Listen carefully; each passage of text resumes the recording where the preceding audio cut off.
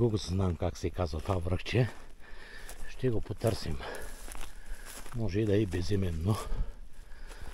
Тук казва, че е имало тракийско селище, а може и римско да е имало. Некрополи, гробници, затрупани с камък. И манярите къде са ровели.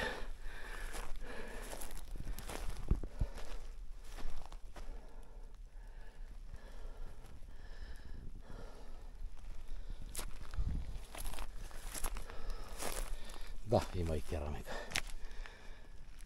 Строително. Може да не е гробница, може да е някаква кула или малка крепост.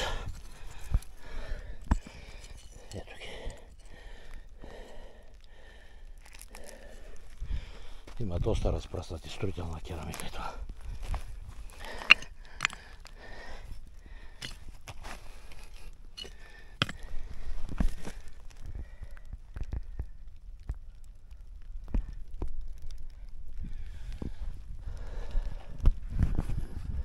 Някаква кула имало на това място. Аха, има и битова. Ето е битова керамичка. Не знам дали е отбелязана като съоръжение или като обект в български крепости. Но местните казват, че тук е имало някакво съоръжение. Казва, че било гробници. Ей ги, какво са намерили? С металодетектора.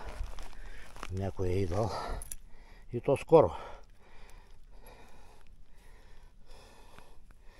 Това са гвозди. Гвозди от подкови.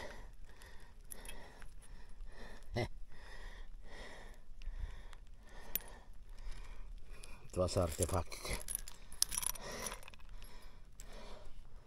Даже олово има. Ето и едно оловно парче.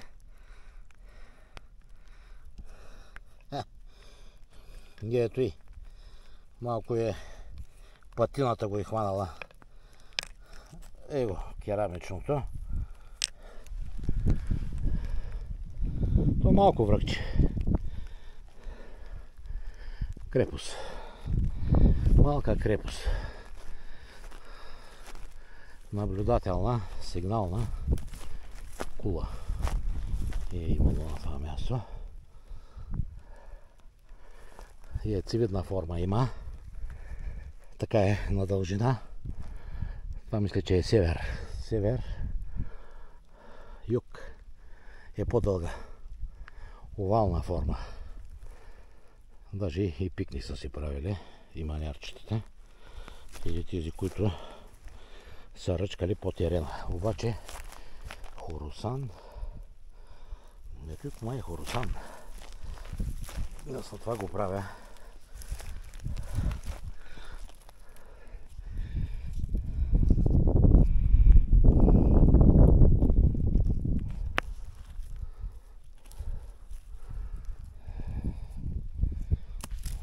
Не Хорусан. Доста камък има изхвърлен. За там става въпрос. Там са гробниците. На този заравнения хълм. Ние откъде дойдохме? Дойдохме от Рибново.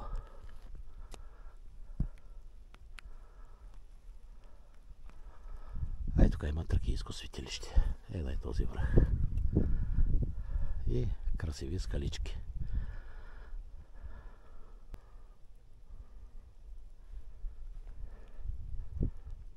Може да се разходим. Ай, ще слезем отдай тук. Тук всичкото няма празно. Всичко е разкопано.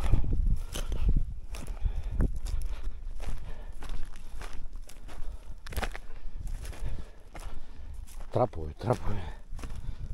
Его още един.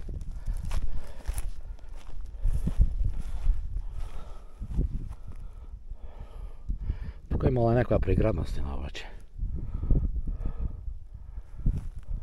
Квадри. Те се виждат.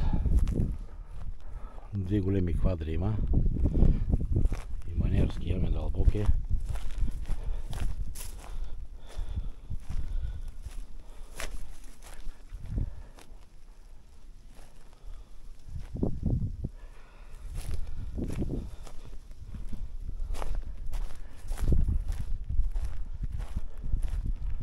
Обаче имала някаква отбранителна линия.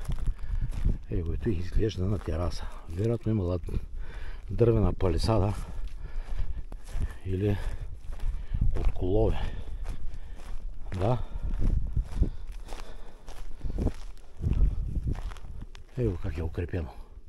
Значи целият хълм е бил укрепен. Хич не е шега работа. Аз си мислех, че е само горе. Може и тракийско да е това укрепление. Те личат зидовите. Груб камък, ломен камък, няма спойка. Спускаме се към другият хълм, който е по-нисък. Или седловина по-точно.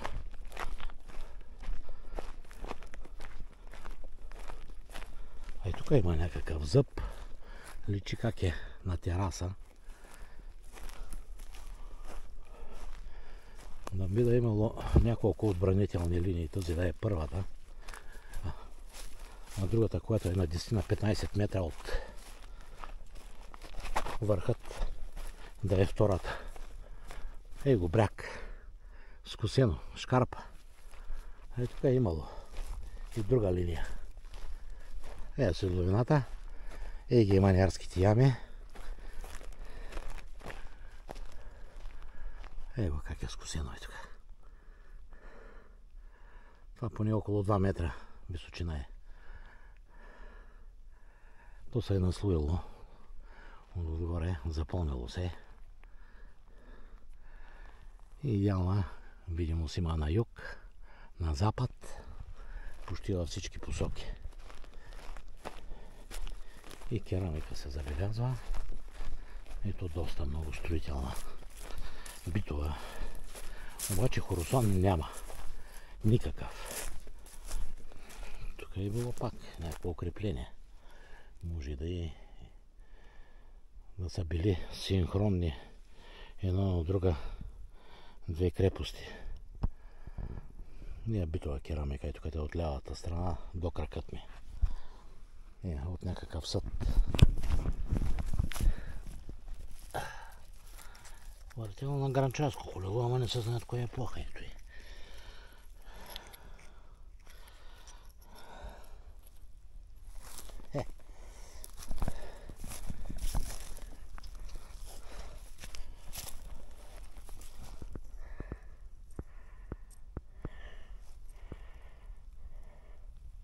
До ловджийския заслон, зад него на 20 на метра, останки от овчарска колиба.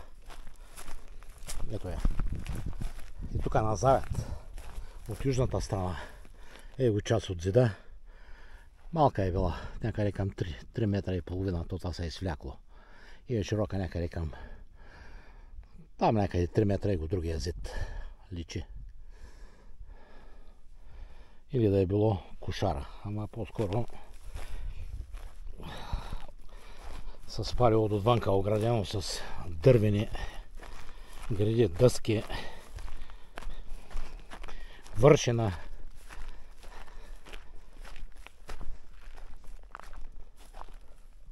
За кошара.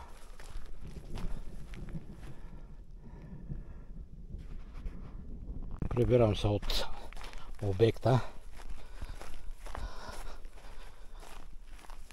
Крепост и укрепено селище е според мен.